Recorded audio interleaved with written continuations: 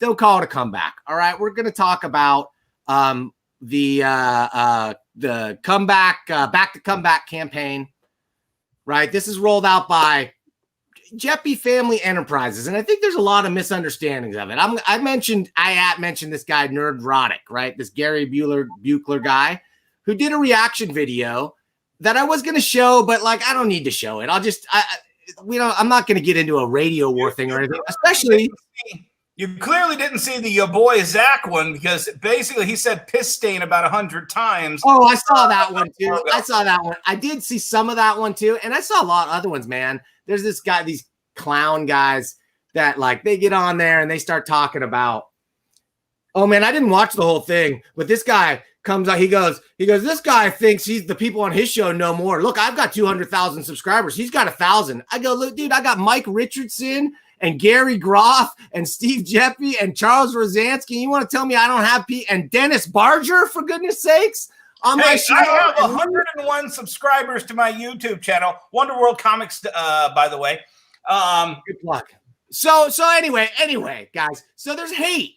There's negativity. My question I want to ask Gary Nerdrotic, and I will ask him because he did reach out to me. I was trying to reach out to him, but he's got so many fans. He's busy. I know he's not ignoring it. He doesn't strike me as a guy who would shy away from talking about stuff. And as a guy who lived in San Francisco, owned a comic book store, is into video and YouTube, I bet I have a lot in common with that dude. Gary, if you're watching or whatever, anytime I'll be on your show, you be on my show, or we just talk to each other in private. I just would like to talk to you. Because my question for you would be, I look on your channel, I really, really understand what you don't like and what you hate. I have no clue what you're into or what you like. That's my only question. That would be my first question for you. Like, what do you like? What's your favorite comic book? Are any comics that are coming out right now good and fun to watch?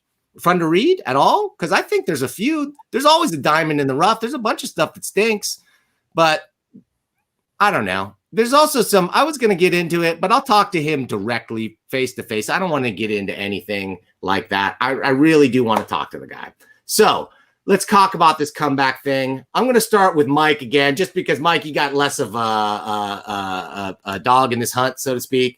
What is your impression? Let me just ask you this, as somebody who's not a retailer, right? So you're not getting the behind the scenes communications currently.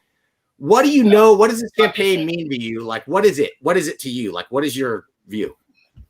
I think that it's a great idea to have a unifying message because, like you said, there is a lot of negativity, particularly online, where all the social media thrives on divisiveness. So the idea of a message to bring people together, to excite people, to bring people back into stores, I'm all for the intent. As far as the effectiveness of it, I'm the only one out of you guys that has never had a diamond account. So I can't speak to how effective it's going to be. The only time I've been involved with diamond at all, other than helping on some of these live streams, was my start in comics. I worked for Excalibur Books and Comics in Portland for about 1.5 years before I got hired at Dark Horse as an editor, and that was over 20 years ago. So just watching the process of how it was back then, it was pretty confusing to me, just as a comic shop employee. And previews is probably double the size now as it was back then. So, my heart goes out to all you guys just trying to make the time to do all this. So what's interesting to me is that your impression is this is a comics campaign. It's a comics thing, right? And one of the main criticisms that I heard from Gary was like the word comic is not in the logo, right? I have to 100% agree with them. Because here's the thing. This is not just a comics campaign. It's also a game campaign. GFE and Jeppy Family Enterprises, they own both Diamond Comics distributors and Alliance Game distributors, and there are a lot of solo game stores that have nothing to do with comics.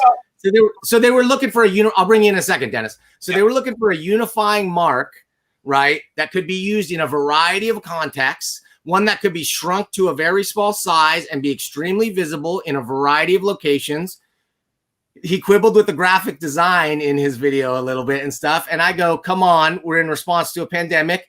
This has a visual appeal. It's got a comics connection, but isn't specific to comics. So I'm going to give it at least a B plus, if not an A minus, just on the concept for sure. And on the execution of the logo, I'm not going to quibble too much about it. Dennis, quibble away. Here's the thing. I understand it. I watched Ghostbusters too. I saw them look at the license plate and the Statue of Liberty and figure out that they needed a symbol to bring everybody together. I just would have hoped they would come up with something other than the situation from Jersey Shore's catchphrase for his comeback career. I saw a comment about that, so I just don't know. That means nothing to me. One of my normie friends on Facebook, when I shared your post. I saw it. And she's like, what the hell is that? Is this LL Cool J meets the situation? She knows nothing about comic books, and all she understood was LL Cool J. Well, that's responding to my cheeky little, I got to come up with a something name. Right, but the point is, we need to get people other than the 100,000 dorks that come into our stores all the time to come in and support our comeback. Okay, fair point. Although I don't think that's what this campaign is aimed at. It's aimed at getting those people that already shop in those stores and for those products to come back in, and awareness that product is shipping again in the pipeline. Timmy, what do you think about it? I do agree with the video and what we've all said. I do wish the word comic was in there. But I do think that it's meant to be a signal boost, because if our customers share it on their social media, then, as Dennis calls them, the normies, the non-comic people, they will see their friends share it, a positive thing about comic shops being back open. I mean, it doesn't take, super supreme intelligence to realize businesses are being closed during all this. So, hopefully the message and a picture of a comic or comic store will let the non-comic person know that comics are back and strike an interest. I get it. I really appreciate them doing it. I think I really appreciate they're putting in the effort. It was awesome seeing Steve do the video, call upon Kevin Smith and all that. It's fun, and I really enjoy seeing the videos. I'm putting the hashtag in my social media too. I knew things were serious when I saw the video of Steve doing it, wearing the shirt, because I've only ever seen him in diamond polos. So when I saw him doing other than a diamond polo, I was like, okay, things are serious now. And which, by the way, I really want to meet Steve one day. Can I be a pessimist and say, does that also show how desperate the situation is? Well, wait a second. Wait a minute. Let me get Leaf in here, and then we'll do a free for all on this. This is our big topic. So Leaf, back in the comeback or what, man? I think it's too early, honestly. I think, it's 2 to 4 weeks too early. And I think a lot of the critiques are valid. I think it speaks to really how disconnected Steve Deppie has been to the comics industry and to Diamond. It's clearly riffing on Ice Bucket Challenge. That was 5, 6, 7 years ago. This is old stuff. It's not. Well, in internet time, yes, it's pretty. It's maybe a dated technique, but some would say that it's a proven one that's being used in different. It was proven there as a viral thing. The obvious attempt is to go viral. Let's ask the kid over here, Tim. Yeah, totally. Timmy, what? Yeah. Dude, aren't you Snapchatting this thing? Is this okay, Boomer? Is this you're Instagramming it up or what? What did we want? Did we want to see Steve do a TikTok dance? I do. I mean, yeah. I did a dance today on my show. I got to watch that. What Leaf said about it being too early. Here's the thing, though, is when all this went down and Diamond shut down and publishers put on pause and all that, I was really eye-opened to how many comic book stores exist that solely depend on paying their bills with nothing but new comics from Diamond and other product from Diamond, which is fine if that's how they have their model. But when it happened to me, I looked at my 2 stores and was like, all right, well, I got a bunch of other things I can sell online. Things are going to be really tough, but I can weather this storm because I don't know how to give up. And I don't have any other choice. But there was a lot of complaints. There was a lot of cries that, new comics need to be back. And there were some stores that were in areas of America that the virus hadn't affected or there wasn't shutdowns. So there was these retailers being pissed that this happened because it didn't affect them. And now their income had been cut off because they are dependent on new comics. That's their business model. That's never been my business model, but it is theirs. And if I had all my income cut off, I would be crying for it to come back too. And, I guess there was enough complaints, enough accounts that needed it to come back ASAP. And yes, do I think it's a little too early? Of course, but it's being staggered. It's a little bit, but then a retailer I'm really good friends with that I consider a mentor, we were doing FOC, the FOC that Metal was on, which for people who are watching this that I'm Facebook friends with that don't know what FOC is, it's final order cutoff, the last chance that we can order comics to arrive on New Comic Book Day Wednesday. Viewers in this show know that for sure, Timmy. Well, my mother's watching. Okay, fair enough. So, hi, Mom. Wait a minute. Does that make you a motherfucker? Sorry. I have told that joke so many times. Sorry, that just occurred. I'm sorry. I'm derailing you. Sorry. I couldn't have reference. We did the math on that FOC with Metal and the Joker and all that. And for us, for me and my friend, we did the math, and if we sold everything on that FOC, yes, great profit, but it kind of just over covered operation costs for our shops. And which is fine because I have, money coming in from eBay, my website, which earlier I didn't plug Comic Hub. So there you go, Stu. It was Comic Hub users, Stu, come on the show. Stu's coming on soon. We're going to do a full demo of Comic Hub. That's awesome. So if I was solely a store dependent on new comic sales, with the slow staggered releases, it's better than nothing and it will help pay the bills. That is in this situation if I had nothing else to help pay the bills. But it's still not a whole lot, but I guess it's better than nothing. I personally am happy that it's staggered. Okay, and Timmy, I want to point out what's in between the lines of what you're saying there is that those stores that were already selling digitally, whether it was in a high volume or not, they had all the channels set up. They had all the shipping stuff they needed. They had all the accounts. They had the marketing pre-done. They had it ready. So when the pivot had to happen, it could happen. Other folks not as ready are scrambling a little bit still to get set up with the stuff. But the night the governor said California shut down and my staff and my managers are looking at me, seeing if I'm worried, if I'm stressed, I just looked at them and I realized I've been preparing for this for years. Yes. I have all the backup channels prepared. If I could go back in time and high five myself for starting my eBay page, I would. And I tell this story before and I'll tell it again. I used to I had scripts that I would write that would comb Amazon's database from my SKUs and ISBNs and find the stuff that was above and below market and look at my pause numbers and see how many things had turned. And I had simple algorithms and rules for what would get listed for what prices. And it's not only saved me, it had made me more money that year than I'd made the previous year. Well, 10 years ago, real quick, 10 years ago, I started my Amazon page. We had the eBay. We've been doing eBay since 2001. And I had the Amazon started in 2010. And I started populating with just junk. Stuff that I was like, okay, you know what? Marvel had a clearance sale. Throw all this crap on there. DC liquidated some stuff on the Blizzard sale. Throw this crap on there. And I'd been blowing that stuff out to other dealers and blowing it out of flea markets. And now I was like, okay, you know what? I got the room to store this stuff. Why am I blowing this stuff out? So I wanted to start that channel, that back channel. And, and like I said, eventually the back channel became the main channel. And then it became the entire life raft. And then it became a yacht, and you're like, well, the Titanic's sinking. And I had my yacht moored up on the side of the boat. Time to hop in. To me, the epiphany on Amazon, and I sold way more on Amazon than I did through any other channel, strictly because it was so much easier to list product there, because they have the images and things already.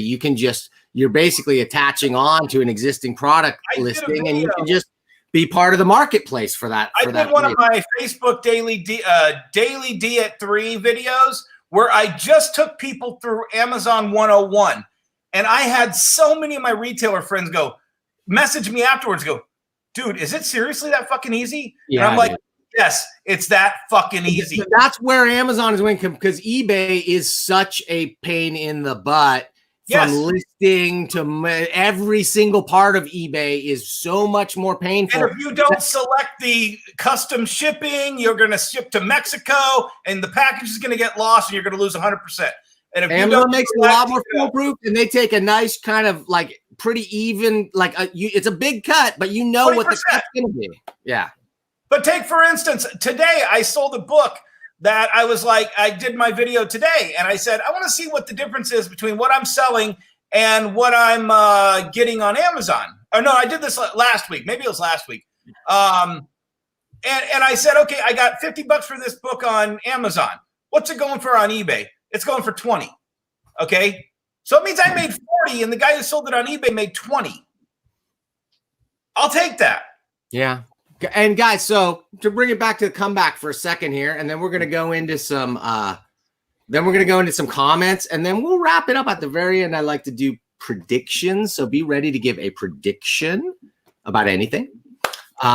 So any final thoughts on back and the comeback? My thoughts are, obviously the heart is in the right place. Obviously, to not support it doesn't make a lot of sense. Like, to knock it down and to crap on it, I don't really see what an upside to that, other than maybe some constructive criticism on things that could be tweaked or whatever. I also think that the mission of what it is a little blurry, in the sense that it feels like it's supposed to be comic shops, but it's really meant to be for games or comics. So that message is slightly muddled, and I think that's a valid criticism, but a nitpick at best. I think one of the things that, this is, it's a great idea. I will give it the same lip service that I think it actually is, because to me, it's a hashtag. It's not going to move asses into seats. It's not going to throw money into your stores. I will give it the same lip service that I think the project really is. Now, I would like to see something bigger. I would like to see Batman 92 and Empire 1 and something big tent pole-ish to really make it a big comeback for comic shops. Because, I mean, a facsimile of Huntress' first appearance is not going to drive them into the stores. Timmy? Back the comeback would be so successful if they shelled out the cameo money and got an MCU actor to do a 30-second thing on it. And frankly, what do you mean shell out the money? Please, come on. I'll bet you could get a Favreau, you could get a Samuel L. Jackson, who are legitimate comic book fans, to do that kind of plug at the drop of a hat. Maybe I'm wrong about that, but I don't think that I am. Let's call it Steve and get it done. I would love make that. Make it happen, guys. All right, you listening? Influencers out there? You don't make any calls. To be a game. All right, guys. So, I mean, I think our and Leaf, final thoughts on back in the comeback? Yeah, I mean, I think the heart is in the right place, but the money isn't. If you really wanted to make a difference, I think you need to change payment terms. COD is ridiculous. Net 7 is ridiculous. Most vendors are net 30 at the least. If you put every diamond account on net 30, net 60, net 90, you would save a lot of stores. I had net 30. I had net 30 or net 60. I had one of those. Not many stores do. Not many stores do. But in Diamond's defense, what's the amount of stores though that treat comic shops and comic book stores like a joke? That's a clubhouse, a glorified clubhouse. Don't treat it like a real business, and then blow it all up, and then leave Diamond with bills unpaid. Yeah, I'd say those guys are fly-by-nights and are gone by now, and that anybody who survived into this day and age has seen a lot. Totally. I'm not a Diamond hater. Nobody here is. But, I love Diamond. I owe my businesses to them. I mean, when my town was on fire after a shooting, they helped me out, and they've helped out a lot of retailers.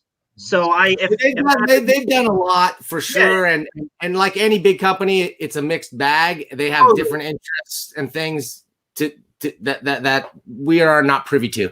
Anyway, we're back in the comeback here, comic book news. There's no doubt about that. All right, maybe it's because Steve Jeppy is a guy that's been on this show and helped this channel blew up, and I'm loyal to my friends.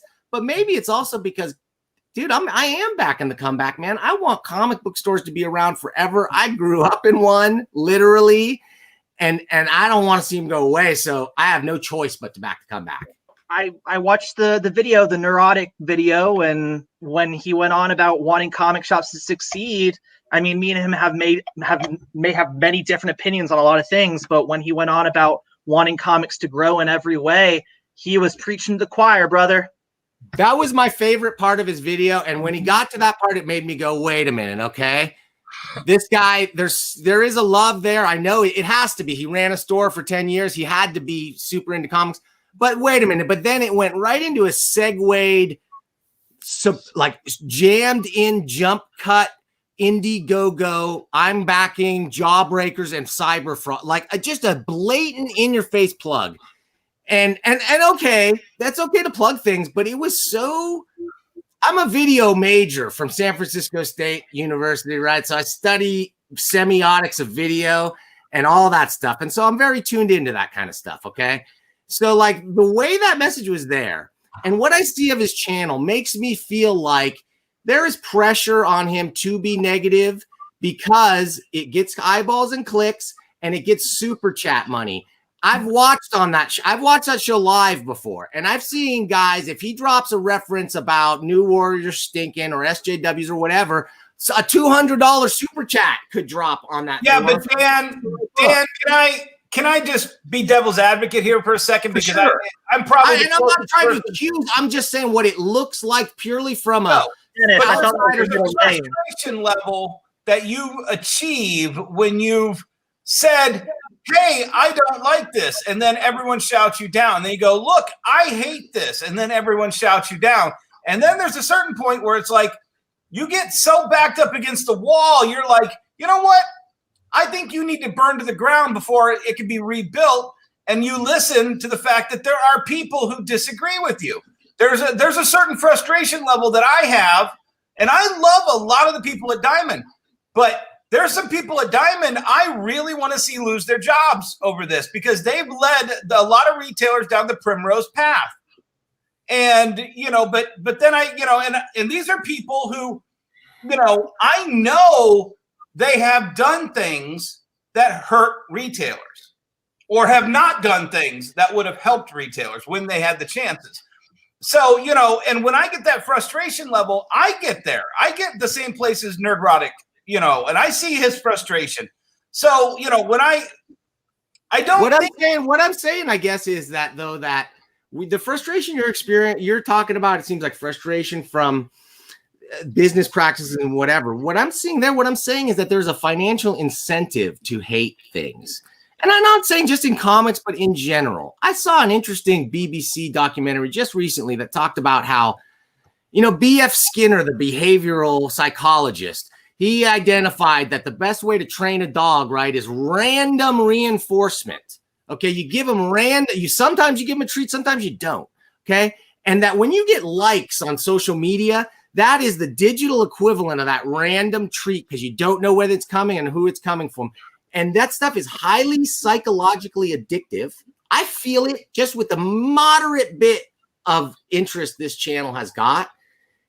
But then I also have no financial incentive. I do okay in my day job. This is purely passion for me.